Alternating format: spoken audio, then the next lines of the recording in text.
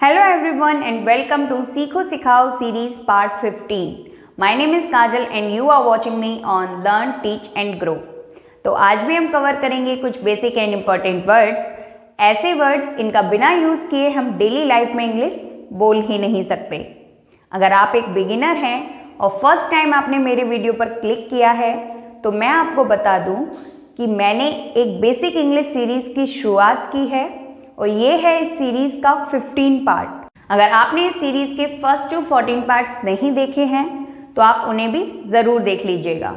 सीखो सिखाओ basic English series की प्लेलिस्ट का लिंक आपको डिस्क्रिप्शन में मिल जाएगा और वहाँ पर जाकर आप सभी पार्ट्स को लगातार देख सकते हैं। तो चलिए शुरू करते हैं। Let's begin.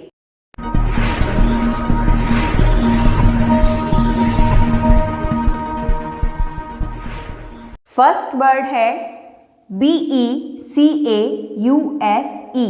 इसे हम प्रोनाउंस करेंगे बिकॉज। इसका मतलब है क्योंकि। इस वर्ड का यूज़ हम तब करते हैं जब कोई क्वेश्चन पूछा जाता है और उसमें हमें रीज़न देना होता है। For example, why did you do this? तुमने ऐसा क्यों किया? Why did you do this? Because Mohan told me। क्योंकि मोहन ने मुझसे कहा। Because Mohan told me। Next है THEREFORE। इसे हम प्रोनाउंस करेंगे therefore। इसका मतलब है इसलिए या फिर इस कारण से। I was sick। मैं बीमार था। I was sick, therefore could not come। इसलिए नहीं आ सका। therefore could not come। I was sick, therefore could not come। मैं बीमार था इसलिए नहीं आ सका। EVER, ever, कभी भी या फिर हमेशा। इसका यूज किया जाता है अब तक कभी भी। For example, have you ever loved me? क्या तुमने कभी भी मुझसे प्यार किया है? Have you ever loved me? जब भी किसी सेंटेंस की शुरुआत किसी हेल्पिंग वर्ब से होती है तो वो एक इंट्रोगेटिव सेंटेंस बन जाता है, यानी कि उस सेंटेंस की शुरुआत क्वेश्चन से होती है, क्या तुमने कभी भी मुझसे प्यार किया है? Have you ever loved me? NEVER, never, कभी नहीं। He never comes on time. वह समय पर कभी नहीं आता। He never comes on time. इसे हम ऐसे भी बोल सकते हैं, वह कभी समय पर नहीं आता। He never comes on time. OTHERWISE, otherwise, अन्यथा या फिर वरना। गो नाउ, अभी जाओ। नाउ मीन्स अभी। गो नाउ, अभी जाओ। अदरवाइज, अन्यथा या फिर वरना। You will miss your school bus. नहीं तो तुम अपनी स्कूल बस मिस कर दोगे। Go now, otherwise you will miss your school bus. अभी जाओ, नहीं तो तुम्हारी स्कूल बस छूट जाएगी। BETWEEN, इसे हम प्रोनाउंस करेंगे बिटवीन। इसका मतलब है बीच में। She was sitting between Neha and Priya. वह नेहा और प्रिया के बीच में बैठी थी। She was sitting between Neha and Priya। AMONG, इसे हम प्रोनाउंस करेंगे among। AMONGST, इसे हम प्रोनाउंस करेंगे amongst। दोनों ही स्पेलिंग सही हैं और सेंटेंस में हम दोनों ही वर्ड्स का यूज़ करते हैं। मोस्टली हम among वर्ड का यूज़ करते हैं। इसका भी मतलब है बीच में। She was sitting among friends। वह दोस्तों के बीच में बैठी थी। बिटवीन और अमंग दोनों ही वर्ड्स का मतलब है बीच में। बिटवीन का यूज़ हम करते हैं जब हम किन्हीं सेपरेट चीज़ों की बात कर रहे हों, और ज़्यादातर बिटवीन का यूज़ हम करते हैं जब हम किन्हीं दो लोगों की या फिर दो चीज़ के बीच की बात कर रहे हों। अमंग का यूज़ किया जाता है जब हम किन्हीं सेपरेट चीज़ों की या लोगों की बात नहीं कर रहे हों। जैसे कि सेंटेंस है, she was sitting among friends, वह दोस्तों के बीच बैठी थी, यानी कि वहाँ पर दोस्त कितने हैं और वह कहाँ पर बैठी है, सेपरेट किसी भी चीज़ की बात नहीं की जा रही। तो यहाँ पर हमने अमंग का यूज़ किया है। OFTEN, ऑफन, प्राय या फिर अक्सर। वी गो देयर ऑफन, हम वहाँ अक्सर जाते हैं। We go there often. ALMOST, इसे हम प्रोनाउंस करेंगे ऑलमोस्ट। इसका मतलब होता है लगभग या फिर करीब करीब। For example, dinner is almost ready. Dinner मतलब रात का खाना। रात का खाना लगभग तैयार है, यानी कि थोड़ा बहुत समय लगेगा, वैसे तैयार है। जब हम कहीं जाने के लिए तैयार होते हैं और कोई हमसे पूछता है क्या तुम तैयार हो, और हमें कहना है कि हाँ लगभग तैयार हैं, यानी कि थोड़ा सा समय लगेगा, तो उसे हम कह सकते हैं आई एम ऑलमोस्ट रेडी, मैं लगभग तैयार हूँ। HARDLY, हार्डली, मुश्किल से या फिर ना के बराबर। I can hardly believe you are here, मैं मुश्किल से विश्वास कर सकता हूँ कि तुम यहाँ हो, यानी कि मैं मुश्किल से विश्वास कर पा रहा हूँ कि तुम यहाँ हो। INFRONTOF, इन फ्रंट ऑफ, इसका मतलब है के सामने। फ्रंट का मतलब होता है सामने।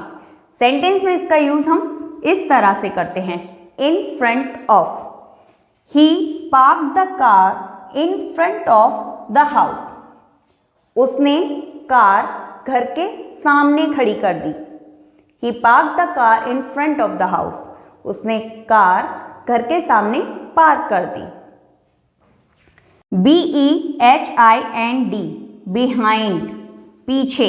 For example, look behind you, अपने पीछे देखो, look behind you.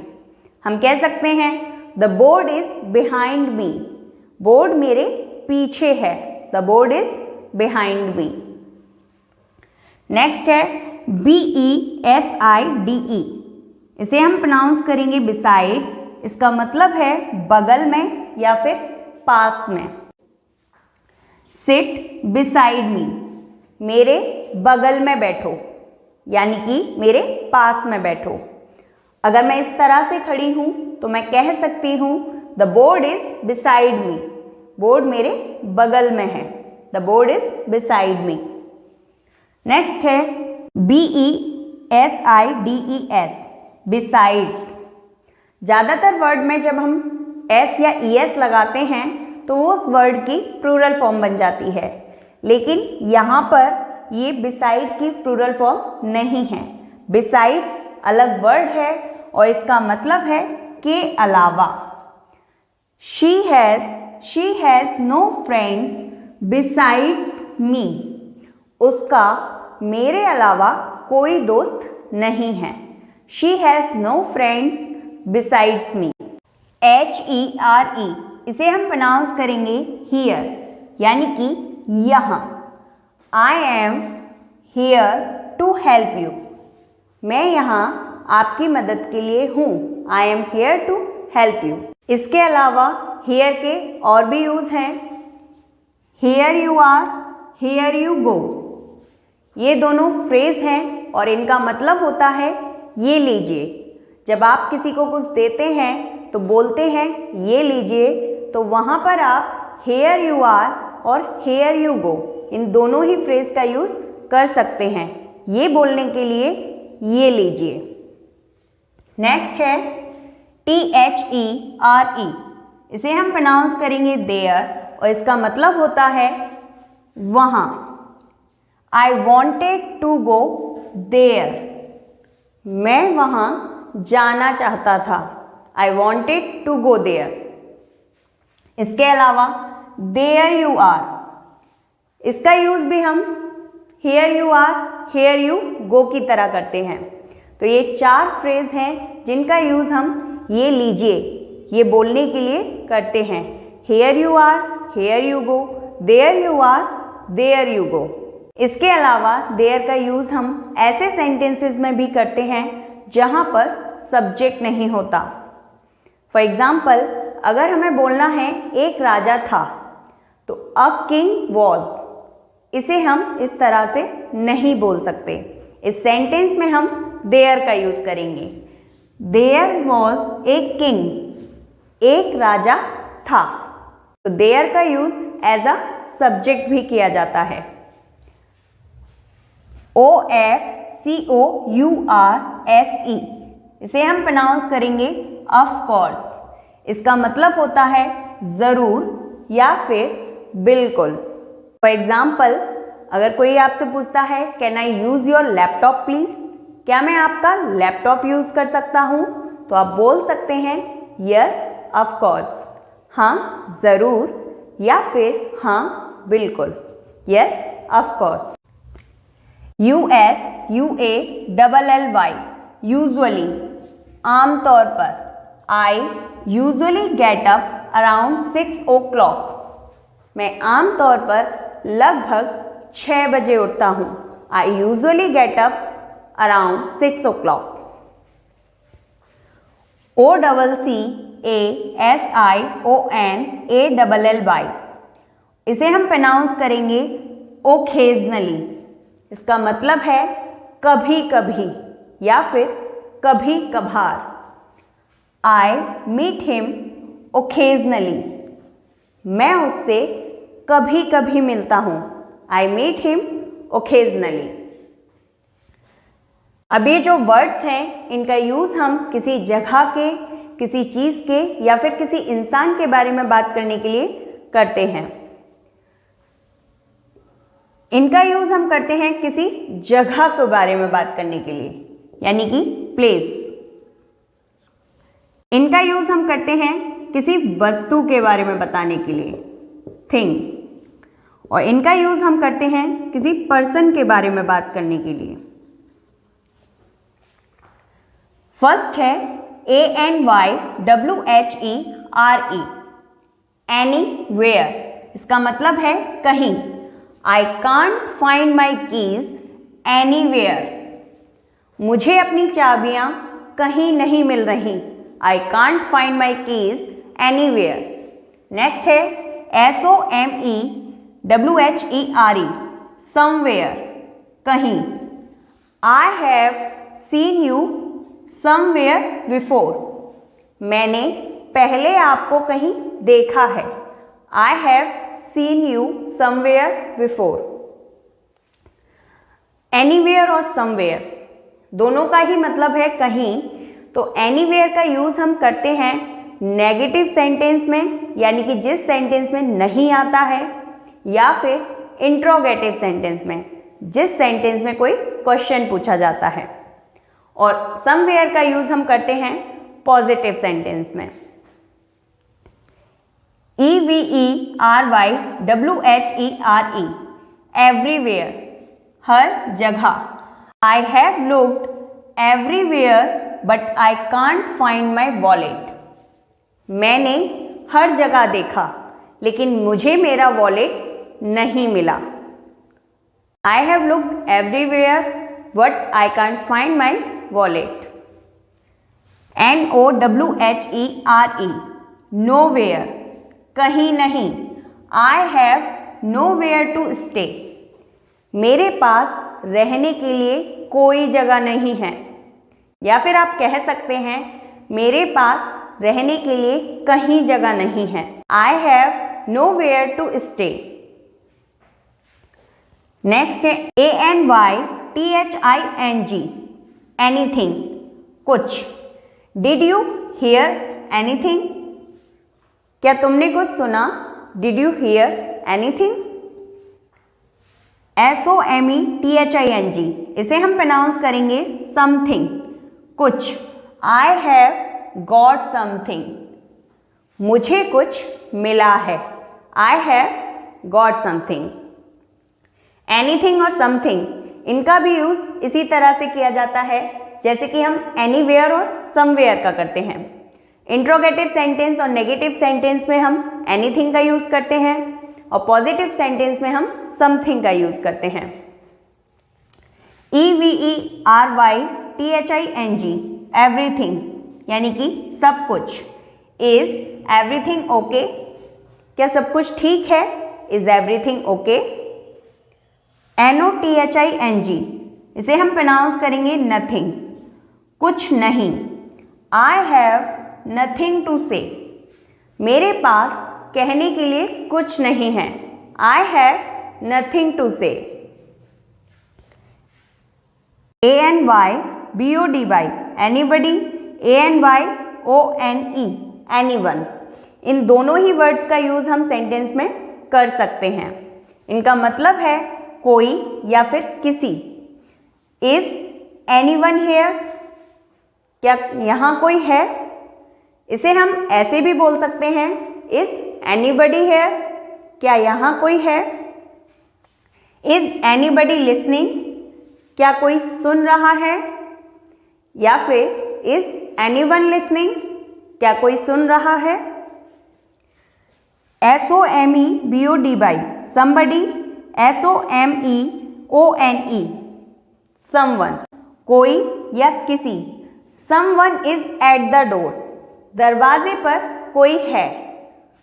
Somebody is coming, कोई आ रहा है। तो someone और somebody हम दोनों में से किसी भी वर्ड का यूज कर सकते हैं। Everybody, everyone, सभी या हर कोई। The park is open to everybody, park सभी के लिए खुला है। The park is open to everybody. Everyone knows this, हर कोई यह जानता है। Everyone knows this. Nobody, no one, कोई नहीं। There is nobody in the room, कमरे में कोई नहीं है। There is nobody in the room. No one was there, वहाँ कोई नहीं है। No one was there.